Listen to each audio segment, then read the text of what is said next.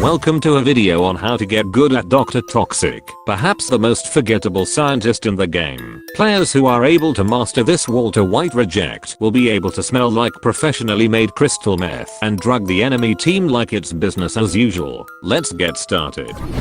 Dr. Toxic is a variant of the scientist class who does so much sketchy and smelly shit that you'd be horrified to find out what his kinks and fetishes are. His primary weapon is that of a semi-automatic radiation shotgun that uses the power of 30 compressed pounds of moldy milk and cheese. The weapon fires at 100 rounds per minute and has 5 ammo per clip before needing to take a 2-second reload. Each shot fired consists of a projectile that can deal 20 damage and a trapezoid that deals an additional 25 at point blank for a total of 45 damage per shot. However, like most scientists, the weapon's damage output significantly suffers at long range, with it going down to a mere 15 damage per shot. When an enemy is hit, they will be inflicted with the toxic status effects for the next 3 seconds, where they will take 2 damage every second.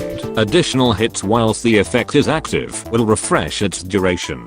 Like most toxic variants who smell like the average 16-year-old's bedroom who looks at porn daily, getting within 7 meters of any plant will automatically trigger the toxic effect, dealing up to 3 damage every second as long as you stay within close proximity to them. Whilst this may not be much, it is important to mention that the toxic aura does persist even whilst in energy warp, so it may be a good idea, if you prefer taking risks, to have energy warp equipped. The optimum upgrade setup for Dr. Toxic would be the ammo, reload, and health upgrades, with the ammo upgrade being especially important as due to his low damage per clip, missing shots could end up fatal and make you look like a complete nonce for losing them. So having that extra shot not only makes misses less punishing, but also allows you more of a window to attack beefier opponents. In terms of strengths, Dr. Toxic's projectile, in comparison to most other scientists, does have a noticeably longer damage drop-off range, so even at mid-range engagements, you can still deal quite a bit of damage. Additionally, the toxic aura does synergize rather well with energy warp, since it persists even when it is active, allowing you to safely get some chip damage in, or even kill enemies without much hassle.